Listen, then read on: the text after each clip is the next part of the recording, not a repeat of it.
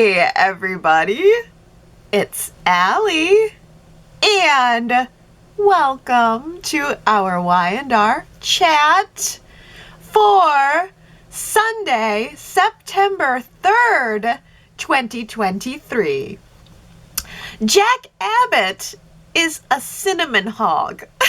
Not a cinnamon roll hog. No. A cinnamon hog. That's what Ashley said specifically.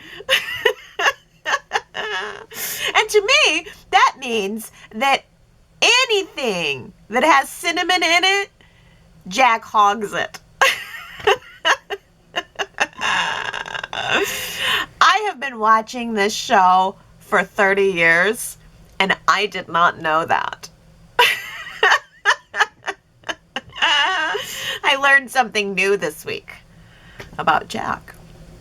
And also I'm wondering what it was that happened with the Halloween candy. What was the Halloween candy incident that Jack referred to with Ashley? He said something happened. Was it like some October 31st, Jack got all depressed and took all the Halloween candy upstairs to his big brown bedroom and ate it all in a fit of depression? And then like 500 kids show up at the Abbott doorstep waiting to get the big candy bars, and Jack's just passed out upstairs on his bed with a sea of Hershey wrappers surrounding him. Is that it? Is that the Halloween incident? Somebody tell me. These are the things I need to know. The real grit of the show and the characters. These are the things the details. These are the details that I appreciate. But I also really do appreciate the truce between Jack and Ashley. It was time, and I don't know, it felt real this time. It felt right this time.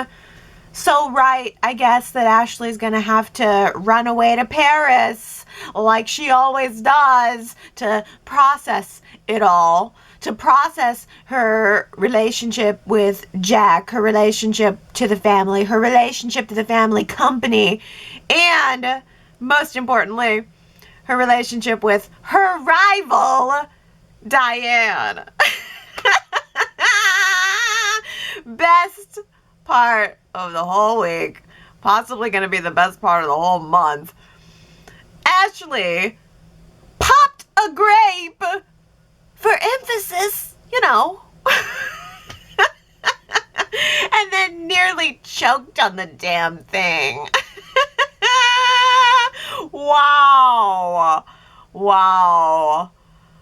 Diane popped that grape right out of her throat and onto the waiter. That thing flew across the room. That big, juicy grape just flew across the room, landed on the waiter.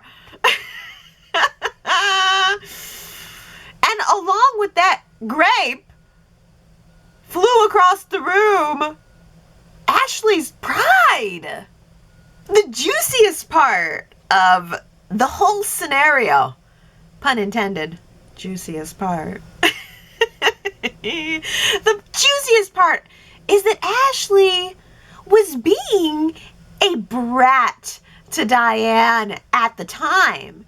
A brat to the highest degree. And she almost killed herself doing it. I mean, this one scenario illustrates the whole point of the past few months perfectly. It's not about Diane. It's never been about Diane. It's about Ashley. It's always been about Ashley. It's always been about Ashley's insecurity and her fear that Diane is a big threat to her. When all along, Ashley is her own biggest threat. The call's coming from inside the house, girl. Ugh.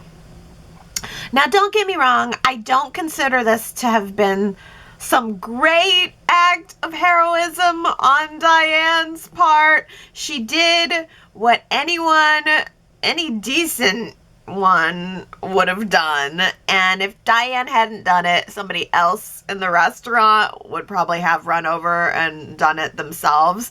But still, she did it. She didn't think twice about it. She responded. She saw Ashley as a human who needed her help. And none of the problems that were between them mattered in that moment. Diane leapt into action, and she should be commended for it. I think it does set up a really interesting dynamic for moving forward, too. I mean, how do you continue to hate someone who saved your life? Well, actually, in Soapland, it's quite easy, because Adam has saved quite a few lives. And that has not given him a permanent pass with anybody. At least it should buy a couple weeks worth of grace. Diane drove Ashley home to the club and told Tucker that she needed to go to the ER, which Ashley refused because her condition was far more emotionally wrecked than physically wrecked. It's funny, I think Tucker may end up getting exactly what he wants, which is for Ashley to spend less time focusing on Diane and more time focusing on him. So that's why I don't fully understand why Tucker would choose to bust Billy out to Jack. It doesn't seem to work in his best interest. With Billy standing right there, Tucker told Jack that Billy was considering double-crossing him, not knowing that the double-cross was planned, and that Billy was actually double-crossing. Oh. Yeah, I don't know. Tucker almost seemed like he was doing it to ingratiate himself with Jack, but why tick off Ashley's other brother when Billy was the one who was amenable to them? Or at least that's what they thought. I don't know. Maybe Tucker never trusted that Billy was on their side? I don't know. All it did was initiate a big fight between Tucker and Jack, which, you know, was fantastic bluster. But it hasn't really gone anywhere, and it more so seemed to just create a big old wedge between Jack and Billy. Suddenly, Billy sees himself as the Adam of the Abbott family. That's a scary thought. Billy bonding with Adam, suddenly seeing Adam's perspective, maybe even teaming up with Adam in the future? I don't know. I kept thinking that Billy was acting sort of paranoid about it all. Tucker called him out about the fact that they basically called him out about thoughts that he was having. I mean, Billy did tell Chelsea that he was considering backstabbing Jack. And then when Jack said that he wouldn't be surprised if Billy was tempted to do that, Billy got real defensive about it. Too defensive. And he acted like, well, how dare Jack act like I was gonna do that, even though I was thinking about doing that. SNAVN Media. Sharon, Nick, Adam, but now Victor and Nikki too media. You guys, every single one of the characters involved in this situation has become so unlikable to me because of this never-ending, never-starting business situation. Adam wants to be king of the hill, but he's still waiting around for daddy's handouts just as much as everyone else is. If he wants to be the Victor Newman, the replacement Victor Newman, then he's going to have to go out and do what Victor did. Start a business of his own. He could have done that years ago. He could have been a self-made man just as successful as his father by now, and he could have come back and shoved it in Victor's face or demanded Victor's respect. Either way, Nick does the same thing. Same thing. They're all just waiting for what Victor's going to give them and then complaining when Victor doesn't give them what they want. Nick's the same. He's just a little more waffly about it. I did kind of like the line and laugh a little bit when Adam said that if Nick didn't have the Newman name behind him, then he would be worried about how to pay rent right now. I mean, what would Nick be doing professionally if he wasn't working for the Newman companies? I don't know. Maybe sales. Maybe. Nick might be able to sell cars. But he just goes along with whichever way the wind is blowing. And I think Nikki was right also when she told Nick, just stop this. Stop coming back and then pulling away. Make up your mind. But Nikki, I don't even know what she has to do with any of this. It's so nice to see Melody Thomas Scott, and there's a lot of good snark in here. And I know she's part of the Newman family and part of the Newman family business. She, works at Newman Enterprises, but somehow her opinion just seems so out of place to me. Maybe because she's never deeply involved.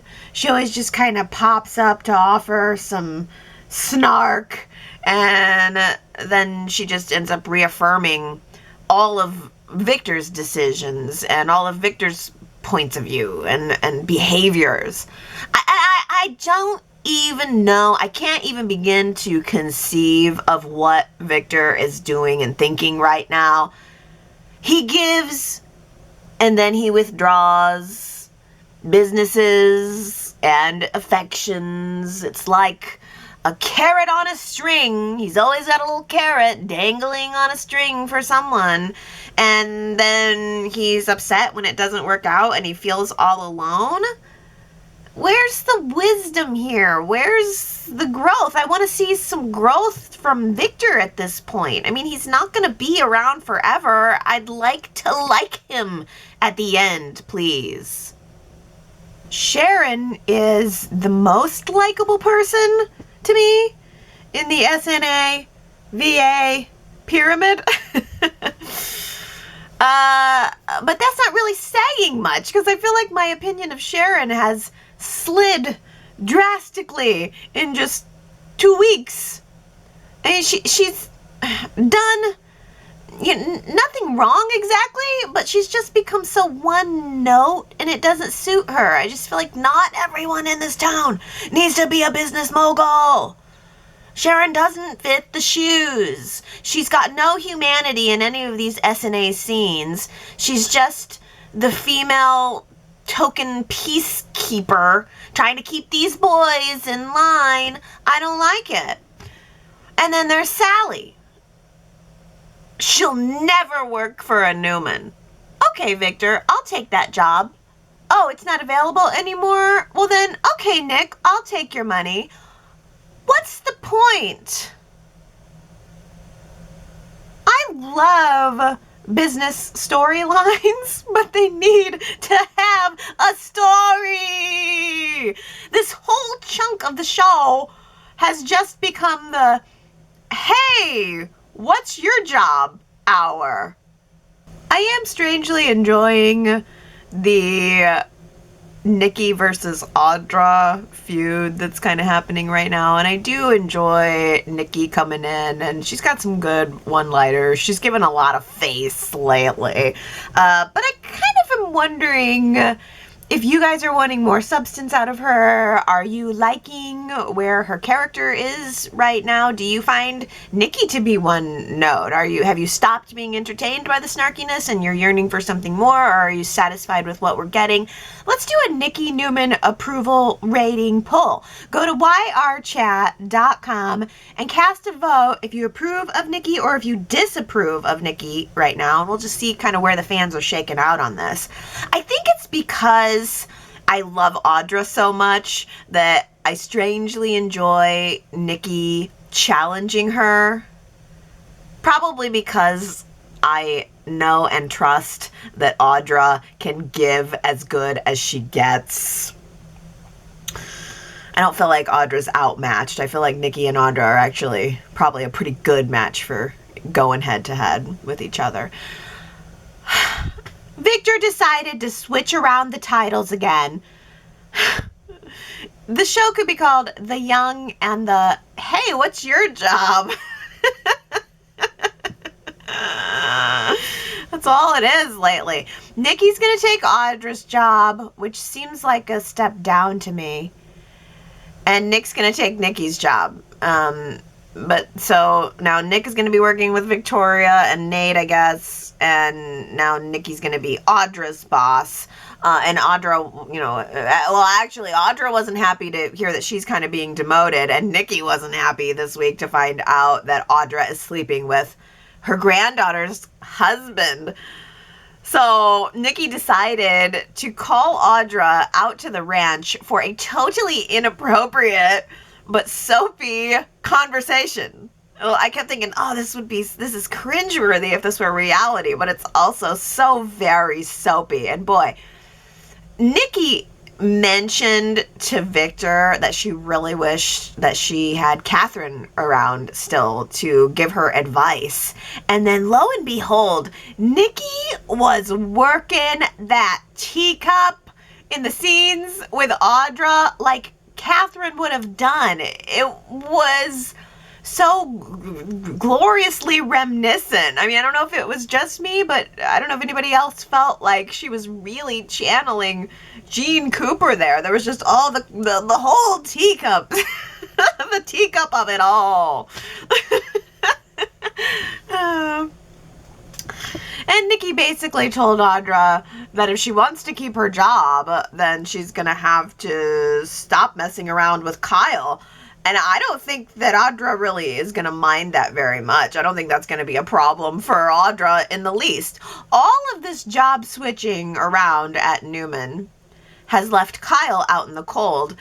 And I laughed a little bit when Nate was reassuring Kyle to his face that they'll find a place for him at Newman. He'll be fine. And then as soon as Kyle walked away, Nate looked at Audra and said, "You know he's not going to survive this, right?" I mean, it just seemed to me like Audra was completely unconcerned about that. She was like, "You're going to be fine, Kyle. You don't really need to work anyway." And then Audra was downplaying her relationship with Kyle to Nate before the Nikki threat even happened. Audra was saying, well, we have a clear understanding, me and Kyle. It's just sex, not girlfriend, boyfriend.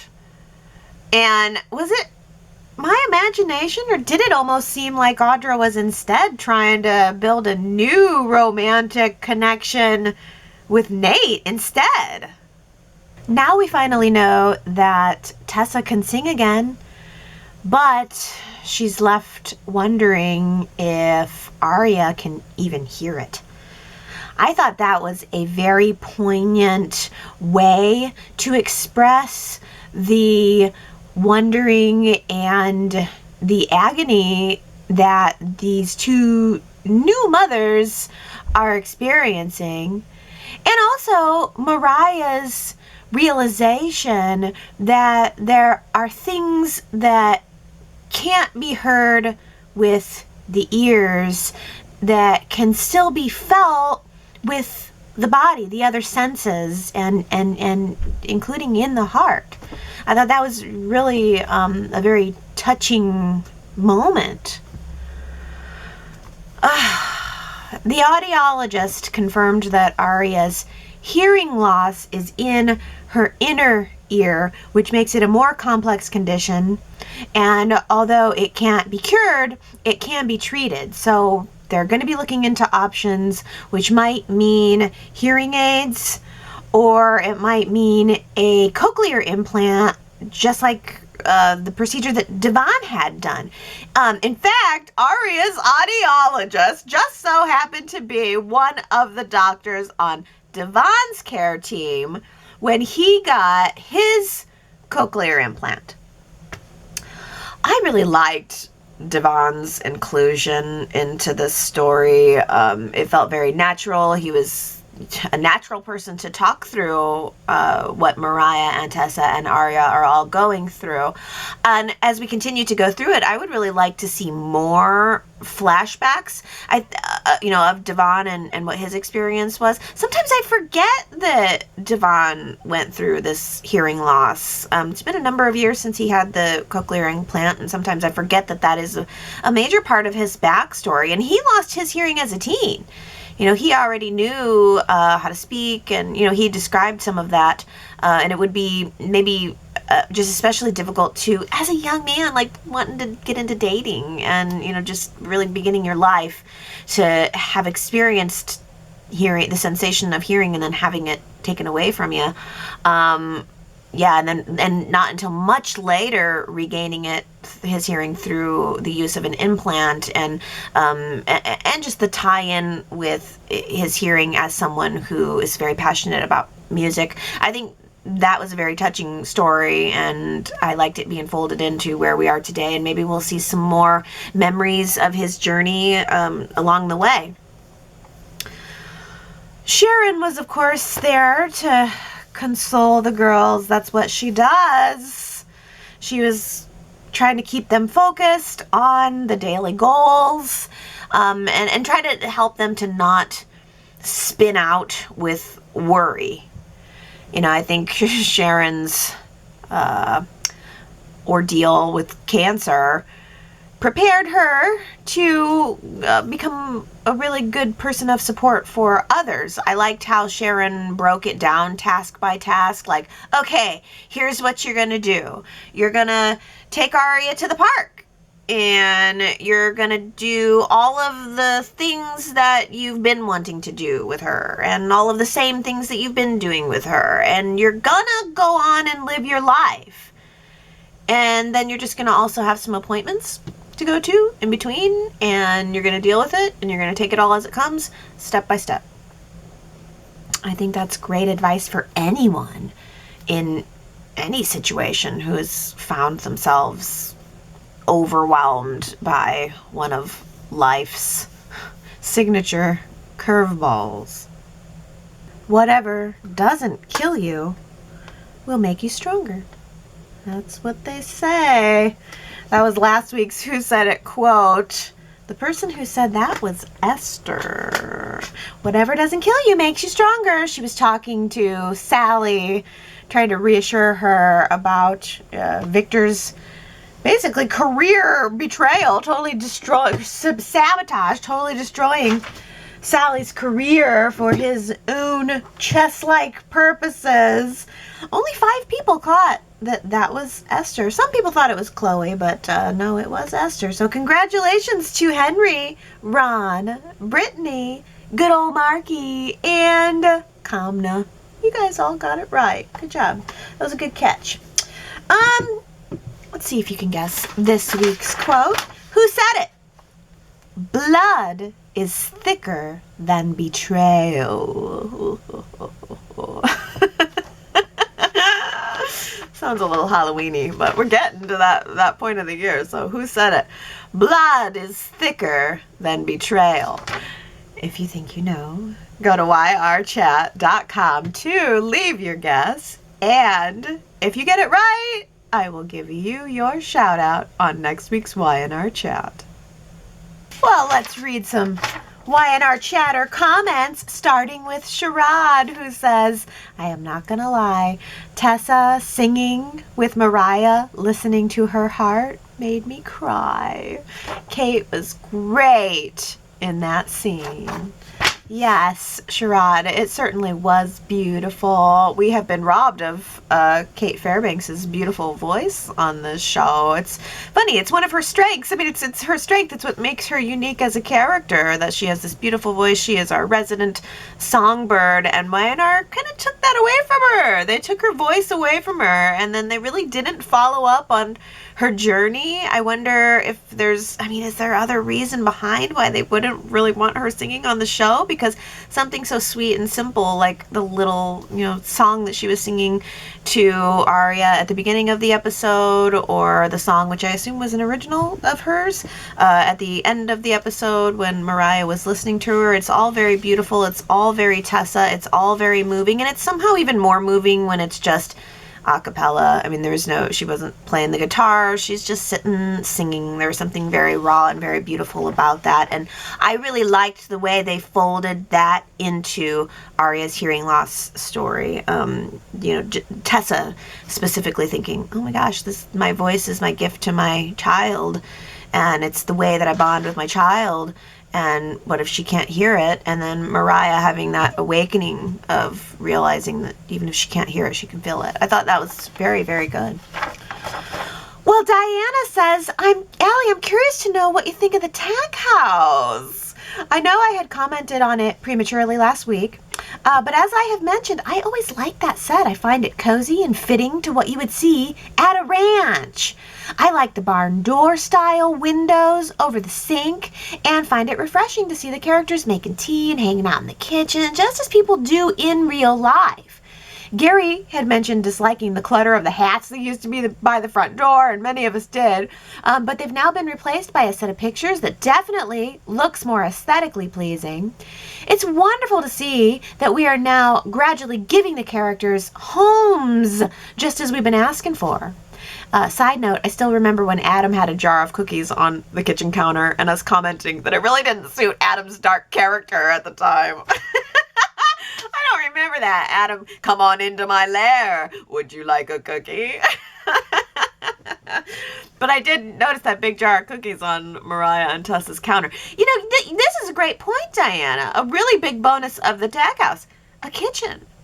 Do we see the kitchen? The actual kitchen sink in any of our other homes on the show? I don't think so. So that in and of itself is something really, really unique to the Tag House. I think that the set has definitely been upgraded and looks a lot better than it used to. Like you said, the hat rack, it was the worst. And I think one of the other things that I didn't like about the Tag House, and this is just totally personal, I just don't like wood paneling. And it's got that painted wood paneling.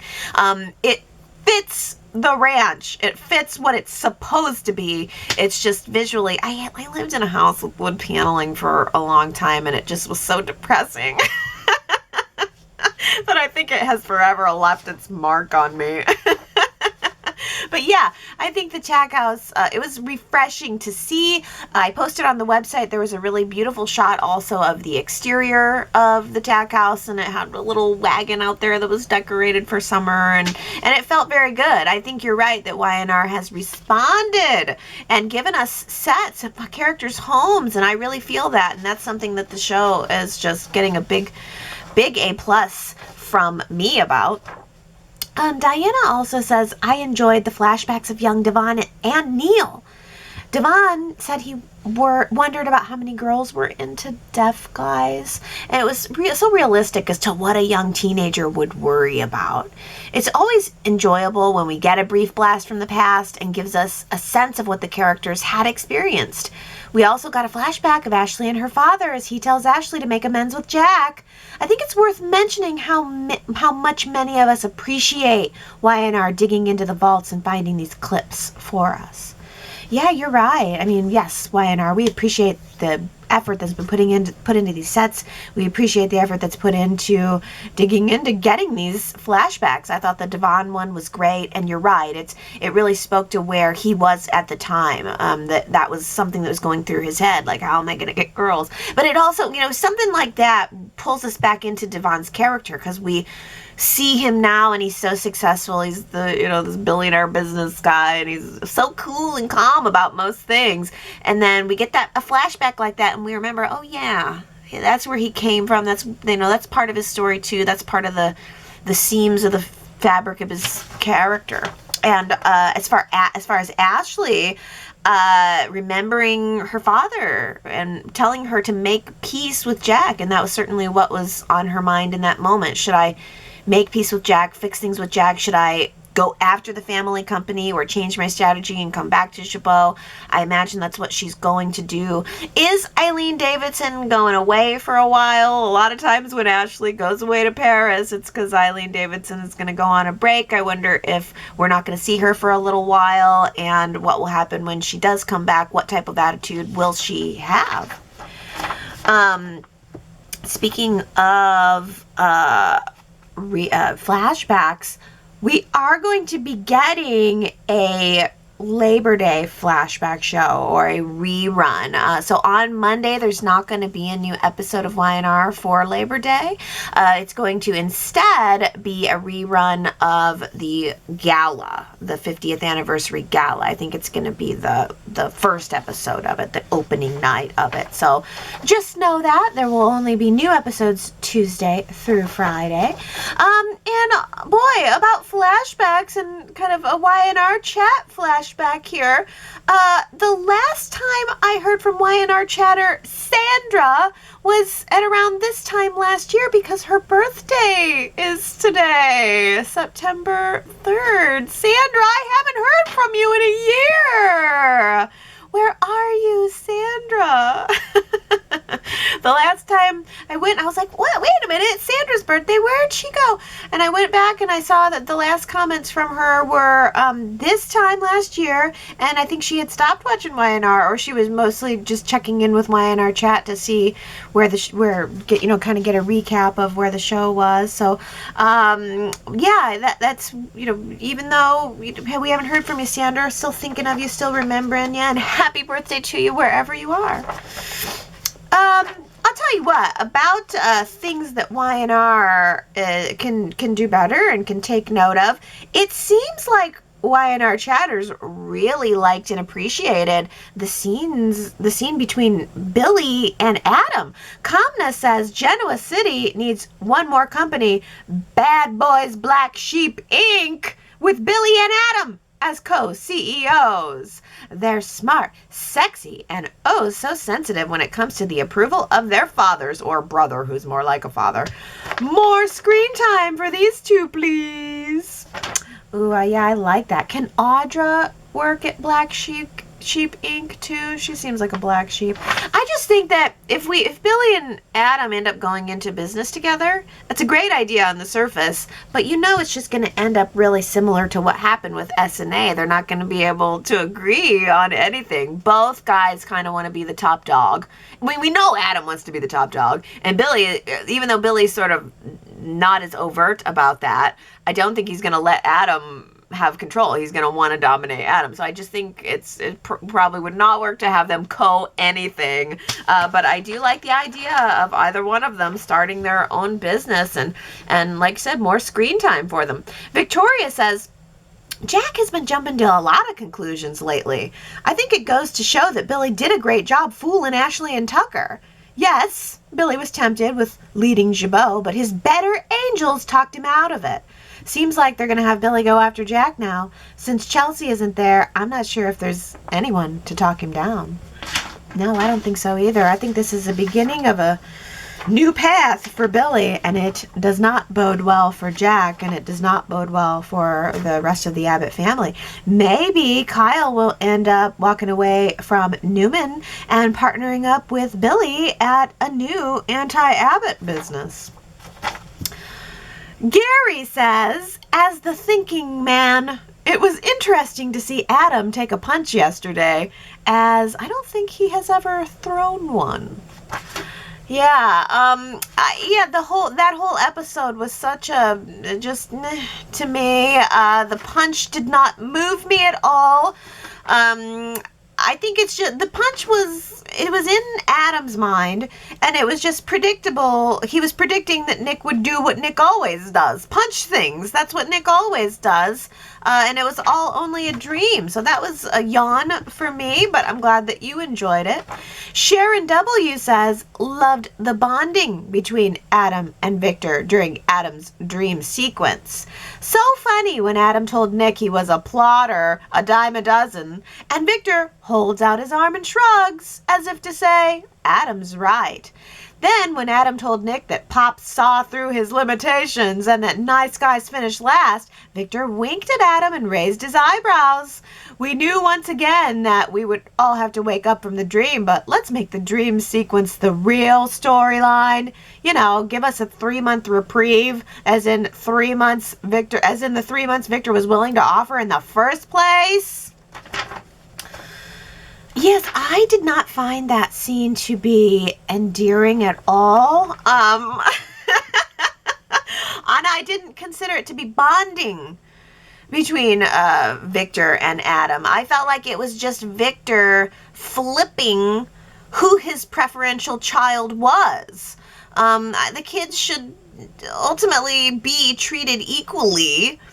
And I don't think it's Nick's fault or Victoria's fault that Victor has done that to them all these years, or Adam's fault. I think Victor needs to stop shuffling his children around like they're chess pieces and just love them and just want them to succeed.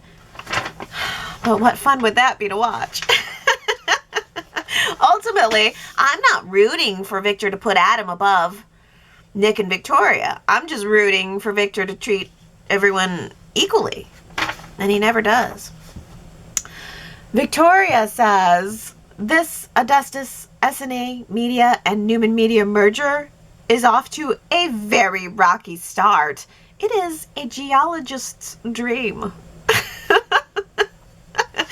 I'm sorry, but that pun really made me laugh, Victoria. It's rocky there, all right. So rocky, it's a geologist's dream. But this is the comment of the week for me. Tina B says, it is so redundant. Never a plot twist, never a plot, period. Victor giveth, and Victor taketh away. How many times are we going to go through this cycle?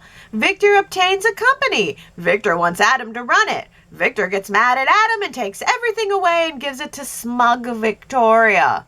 Can we at least get a plot? A story?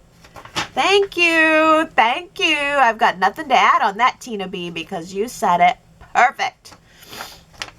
The best part for me of any of it, I mean, even above like Nate and all his sexiness, the best part for me is Audra. I don't know. I just love her. Dolores says, well, what will Audra do? Does she value her job or the relationship that she has with Kyle? If she decides to let go of Kyle, will she tell him why? And what will come of that exchange between them? Will Kyle blame or think that it's more of Summer's fault than that it's totally coming from Nikki? Will Kyle confront Summer? I wonder who is or what's going to be the final outcome of the ultimatum Nikki has made to Audra. Yeah, I do. That's interesting because Summer sort of wink gave Nikki the go-ahead, but Nikki didn't express to Summer exactly what she was going to do, that she was going to go so far as to offer that ultimatum. I feel like I know what Audra is going to do. I think Audra is going to dump Kyle. I don't know if she's going to tell him or not, but she's going to dump him. And I kind of wonder if he is just going to go back to Summer. I feel like if Audra really wants to keep her job, then she's probably going to keep her mouth shut about all of it. And she's just going to dump Kyle, and then he's going to waffle on back to Summer, which, even though I'm sad that their relationship is over, and I mean, it really made me sad last week to see them say goodbye. I mean, last week he was so opposed to it. Last week it was no way could I ever see Summer the same way. And if Audra dumps him and he just kind of goes back to Summer, I think that'll be a disappointing outcome too. Well, let's talk about another thing that Y&R is doing right. Esther at the coffee house. Sharon W. says, I am liking Esther's exuberance for her new job and her flamboyant, bright pink top. She had lost some of her positivity after talking to Nikki, however. So when Sharon came back to the coffee house at the end of the day, she reassured Esther that she's still going to be the manager, and Esther still couldn't help but seek more reassurance by boldly asking Sharon, so your new business hasn't been blown straight to hell? Yeah, Esther's pretty great, surprisingly. Did she say she wanted to have a jazz trio? Did she say she was going to redecorate the coffee house and add a jazz trio? Because we already have a whole jazz club. Okay, we don't need a jazz trio also at the coffee house. And she said to Chloe that the decor was an institution and she didn't want to change anything. And then in the span of, being there for 12 hours, she suddenly had grand visions of what she was going to do with the place. Didn't Catherine give her a bunch of money? She could have opened her own restaurant or something a while ago. An ice cream shop, who knows? A soy ice cream shop. With healthy treats. I'm sure that will last forever. Oh, yeah. Esther's definitely the comedic relief in all of this. Daisy says Sharon already knows who Victor is, so she never should have gone into business with him. He always has an unseen agenda. I hope the contract is vague enough that she gets her company back, though. If she does get it back, it would be nice to see if Nick bought into it, so it becomes Sharon and Nick's business, which also provides philanthropic support for some groups, which would be in their wheelhouse. Yeah, I mean, I think Sharon having a new business is a total thumbs up from me, but not Sharon in a cutthroat business. That's a thumbs down for me. I just don't feel like it works. Oh, well, let's switch over on to our last topic, starting with Ellen, who says, see, Ashley, Diane didn't let you choke to death or whatever. Get over yourself. Kiss and make up with your new sister-in-law. Last week I asked you guys if you would rather see Ashley and Diane as friends or enemies. Believe it or not, 57% of you voted you'd like them to be friends. Or at least maybe have a little bit of a truce for a little while. 43% of you still liking the enemy drama. Naomi voted friends just because it'd be something different. These two women have the opportunity of becoming friends, and they each need a friend and a confidant, so let's see how it works. Yeah, I'm all for switching it up for a little while, too. Although, I voted enemies. Truth be told, I voted enemies. Because I'm evil.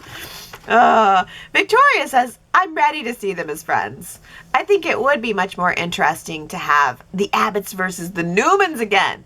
Victoria could come up with a new cosmetics line for Katie, similar to Brash and Sassy. And since we don't know many of the holdings of these companies, they could come up with some other similarities.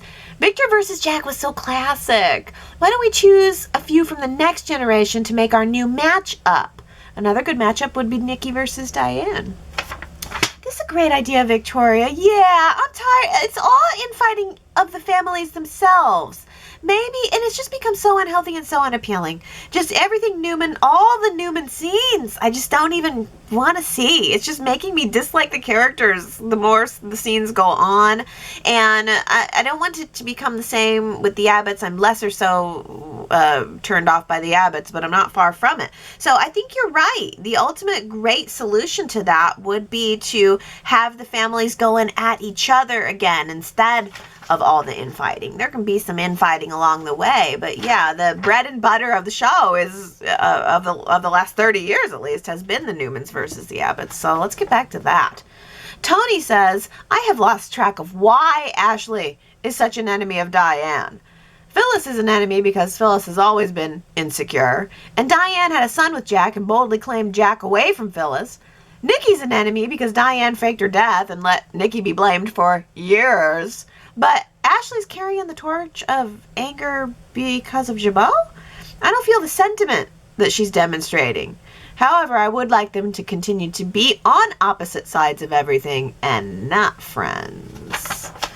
Yeah, I guess I guess it's just Ashley just did not forgive Diane for faking her own death, I guess, and just thinks that Diane is no good and is after Jack and Jack's money. Oh, but I thought it was interesting that Ashley seemed to say that the prenup or postnup assuaged those doubts. So I think we're seeing a changing of the tides for Ashley and Diane, any way you slice it. And Sue W. says, yes, I think that Ashley and Diane should be frenemies.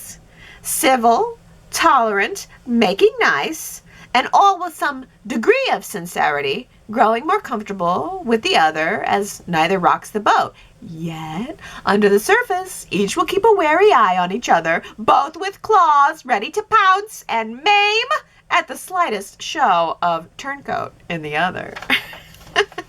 Yes, Sue W. Ashley and Diane as frenemies. That is the ultimate answer. I think I'd like to continue to see them digging at each other, but not digging each other's graves. I can tell you one thing for sure. Grapes will not be on the Abbott family Thanksgiving dinner menu this year. Okay, everybody. That takes us to the end of another Y&R Chat. I hope you enjoyed it, and I hope you go to yrchat.com to leave your comments about the show. I love you guys, and I will be back next Sunday. Bye.